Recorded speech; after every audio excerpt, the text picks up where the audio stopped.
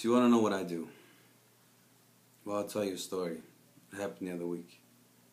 It's a short story, but still as depressing as some of the other stuff I've seen in my career. You might want to refresh your drink. Well, it was dark. And it was cold, too. The whole night outside would have killed a man. The snow created this pretty contrast to the harshness of the cold. A nice effect, almost make us not dread winter. We still do. A gunshot sounded out far away, showing me that even in the harshest conditions, people still need to work. Now you can either be a criminal, you can be anything else. There's only a small fine line between the two, you know. So I stay as close to as possible. Anyway, the gunshot interrupted the quiet night. But the only sound was a whispering wind, slowly intruding to any gap in my clothing, looking to chill the warmth. And I was looking for someone. I haven't paid. I should have said no because of this damn cold, but guys to eat. I didn't know what this person looked like. She said a name.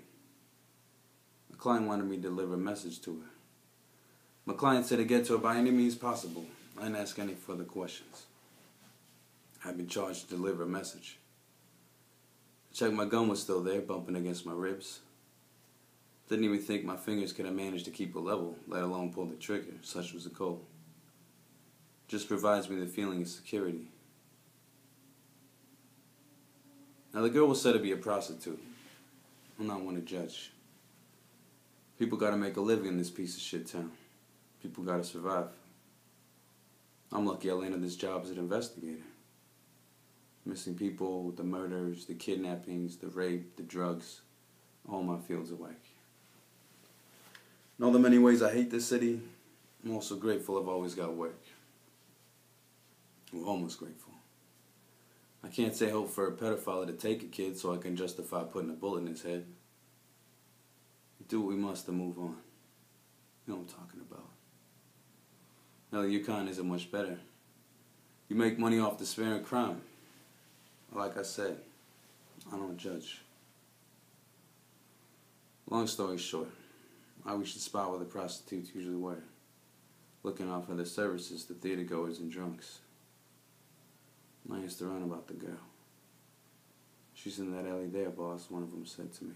I can show you if you like. Declined the offer and had to look for her. I walked into that alley and I saw her lying there, all swollen and beaten and pregnant and dead. It was a sad sight. She had 2 knife holes in her stomach. 2 holes that had been put through a small bump. Her hair was wet with blood, melted snow, and it glistened woefully in the suffocated streetlight. And I looked on her for a moment, long enough to notice she looked to be roughly 15, 16. And I lit a cigarette, and thanked some higher power for the small warmth it offered me. I thought about going back to inform my client of the news, but I did what I've been paid to do. I got the job done. I told April that her mother missed her.